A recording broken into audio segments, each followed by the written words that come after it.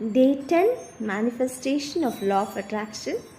இன்றைக்கி நம்ம வீட்டு ஃபேமிலி மெம்பர்ஸ்க்கு சொல்ல போகிறோம். ஸோ இன்றைக்கி எப்படின்னாக்கா உங்கள் ஹஸ்பண்ட்க்கு உங்கள் பசங்களுக்கு 11 டைம்ஸ் செஞ்சுக்கோங்க. ஸோ ஈவன் உங்கள் வீட்டில் பெட் இருந்ததுன்னு நினச்சிக்கோங்க, நாய்க்குட்டியோ ஏதோ ஒன்று சின்ன பிஜனோ எது இருந்தால் கூட அந்த மாதிரி பெட்ஸ் கூட நம்ம ஹோபனோபனோ செஞ்சுக்கணும். ஏன்னா they are also energy beings. நம்ம எனர்ஜி கூட அவங்க எனர்ஜி கூட கலந்து இருக்கும். அதுக்கு தான் பாருங்கள், நம்மளுக்கு எதனா ப்ராப்ளம்ஸ் வந்ததுன்னா நம்ம பெட்ஸ்க்கு ஃபஸ்ட்டு அட்டாக் ஆகும்.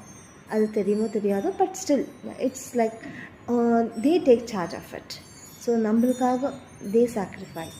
ஸோ நீங்கள் நம்ம பெட்ஸ்க்கு கூட ஓப்பன் பண்ணிக்கோங்க.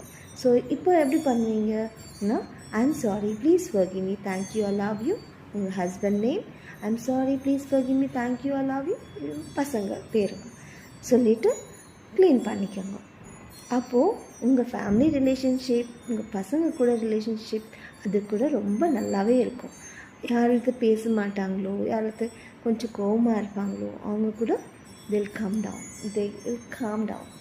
ஸோ பசங்க படிக்கலைன்னா கூட, so it's not that just one. நம்ம இந்த டெக்னிக் எப்போ நம்மளுக்கு எப்படி யூஸ் பண்ணணுன்னு தெரிஞ்சிச்சுனாக்கா நம்ம எந்த டைரெக்ஷன் யார் இருக்குனாலும் பண்ணிக்கலாம். நம்ம ஹெல்த்துக்கு பண்ணிக்கலாம், நம்ம ரிலேஷன்ஷிப்க்கு பண்ணிக்கலாம், நம்ம பசங்களுக்கு பண்ணிக்கலாம், ஈவன் நம்மளுக்கு ஜாப் வரலன்னா ஜாப் பண்ணிக்கலாம்.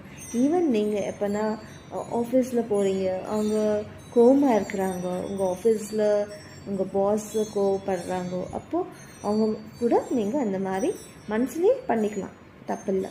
ஸோ அந்த மாதிரி பண்ணும்போது நம்ம எங்கெங்கே நம்ம பிளாக்கேஜஸ் இருக்கோ அவெல்லாம் க்ளீன் பண்ணிகிட்டே வரோம். ஓகேவா? Thank you. See you in the next video. Bye.